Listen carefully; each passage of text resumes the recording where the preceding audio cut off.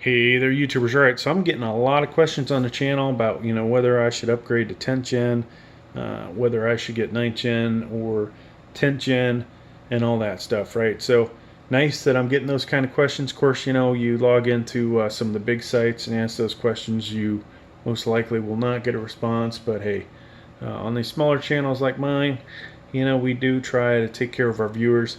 One day I might not be able to do that. I may actually have to hire a staff to help out. Who knows? But let's get into it. So let's talk CPUs. If we're talking gaming here, don't even waste your time with this CPU. I have tried it out for you. I've made a couple videos. I found it pitifully agonizing to use.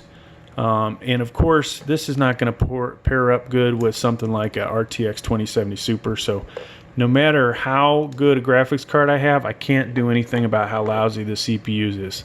Okay, but it was fun to make some videos out of it, and we may, eventually, when I get the RTX 2080 Super, I may make a video out of it just to, for the hell of it. i3 10100. I just got this last week. I'm actually pretty impressed with this CPU. Best i3 I have ever had. All right, so this at least from what I'm seeing, compares a lot to an i5 9400, and when you get it on sale, $122 I think I paid for this, that is cheaper than i5 9400. Now the i5 9400F, sometimes you can get that I think between $129 and $150, but yeah, this is a lot better than the i3 9100, and definitely compares quite a bit to the 9400, and for that matter, it might as well compare a lot to the i3 9350 KF. Now, if you were to compare this to a 9350 KF and you weren't overclocking it, this would definitely be the better CPU. If you overclock the 9350 KF, I'm not so sure that I would agree with that argument, but I'm probably not going to do any testing to prove that, even though we do actually have a 9350 KF here. Now, stepping up the ladder, there's going to be an i5 10400, which is right here, the 500 and the 600, and obviously out of that, the 600 is going to be the fastest. There will also be the unlocked i5 10600K. Which will have a lot of great value with that CPU as well. Now, my personal thoughts, this is not quite as good as my i7 9700F, but I honestly believe the i5 10600 is probably in that range. So this was $180, give or take. I think for $220 you can get the i5 10600, and i7 9700F is going to set you back $320. So that is, in my opinion, a better deal. And if you're getting the same gaming numbers and everything else is the same, just the fact it says i5 and doesn't say i7, hey. But real good processor, very impressed with it. Check out a lot of my videos that I've made. I have made quite a few. That brings us currently up to the best CPU that I have here in Hawaii. And I do actually believe this is even better than my 3900X for gaming. Now, this guy has a lot of comparisons, in my opinion, to the 9th Gen i9 and specifically the 9900. Now, I have an i9 9900KF. It's not with me. It's back in Virginia. And but from what I have seen, this, performs about the same, right? You look at the multi-core score, it is very comparative to what you get from the i9, and then all the other scores are very similar. This thing is definitely pairs up good with my RTX 2070 Super, and when the 2080 Super shows up, it will pair up very nicely with that indeed. So there are your CPUs, at least that I have. So if we had an i9 right here, it would definitely crank, and that would be my preferred CPU currently on the market. There's a CPU cooler you get with all these, plus the you get an upgraded version with the i7, but pretty much this is the same one that comes with the 9th Gen. Let's talk about motherboards. All right, at the top of the ladder is the Z490. I had a Z490, and unfortunately I had to send it back. We had some issues with it. But that is the motherboard that you want to get if you're going to overclock, okay? Make sure you get a Z490. If you're not going to overclock, they're nice to have. They got a lot of nice features, but you can get by with one of these cheaper boards, like $100 Asus Prime B460 Plus. If you're building a mini ITX, maybe you want something like this ROG Strix B460-i Gaming. This has Wi-Fi built into it. Pretty impressive little powerhouse, I must say. And there actually it is. Of course, I don't have the solid state screwed in there, but it is cranking away with an i3 10100.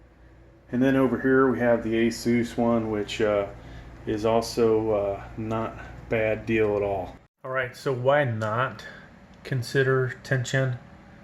It is new technology, right? So obviously CPU is not that new, but there are things done to it that are new.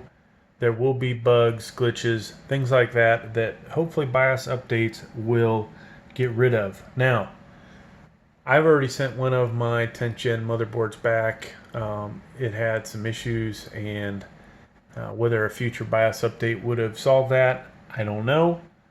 But I can't sit around and wait for it, especially when you spend $200 on something and it is continuously having issues. Now, all the other 10th gen motherboards I have, no problem. All right, so was it just a bad one? Possibly. Well, we won't know because I will never see any feedback on it, I'm sure.